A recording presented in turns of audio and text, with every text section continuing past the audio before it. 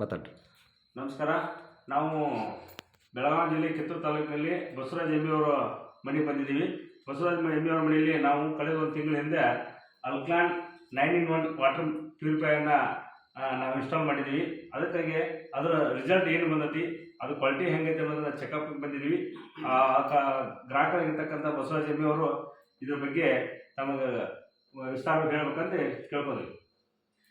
Sir, ಇದು ಅಲ್ಕಾಲ್ company ಏನಿತ್ತಲ್ಲ water filter ಚೆನ್ನಾಗಿದೆ. ಯಾಕಂದ್ರೆ ಇದು ನಾವು ಡೈರೆಕ್ಟ್ ನೀರು ಕುಡಿಯೋದ್ರಿಂದ ಏನಾಗ್ತೈತಿ, ಆ ನೀರೆಲ್ಲ ಥಿಕ್ನೆಸ್ ದಪ್ಪ ಇರ್ತದೆ ನೀರು. ಈ ಆಲ್ಕಹಾಲ್ ಫಿಲ್ಟರ್ ಮಾಡಿ ನೀರು ಕುಡಿಯೋದ್ರಿಂದ ಏನಾಗ್ತೈತಿ ಅಂದ್ರೆ ಸ್ಮೂತ್ ಇರ್ತದೆ ನೀರು ಕುಡಿಯೋದ್ರಿಂದ. ಅದರಿಂದ ಏನು ಬೆಡ್ಬಿಡೈತೆ ಅಂದ್ರೆ ಗ್ಯಾಸ್ಟ್ರಿಕ್ ಆಗ್ಬೋದು, ಅಥವಾ ಜಾಯಿಂಟ್ ಪೇನ್ ಆಗಲಿ, ಅಥವಾ ಸ್ಟೋನ್, ಈ ನೀರು ಕುಡಿಯೋದ್ರಿಂದ ಇವೆಲ್ಲ ನಮ್ಗೆ ಸಮಸ್ಯೆಗಳನ್ನ ಪ್ರಾಬ್ಲಮ್ ಮಾಡ್ಬೋದು.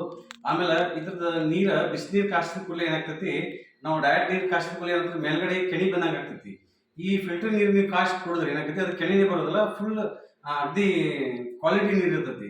ಮತ್ತು ನೀರು ಟೇಸ್ಟ್ ಐತಿ, ಕ್ವಾಲಿಟಿ ಐತಿ, ನೀರು ಅಡ್ಡಿ ಇಲ್ಲ, ಚೆನ್ನಾಗಿದೆ. ಇದನ್ನ ಯಾರು ಬೇಕಾದ್ರೂ ಹಾಕೋಬಹುದು.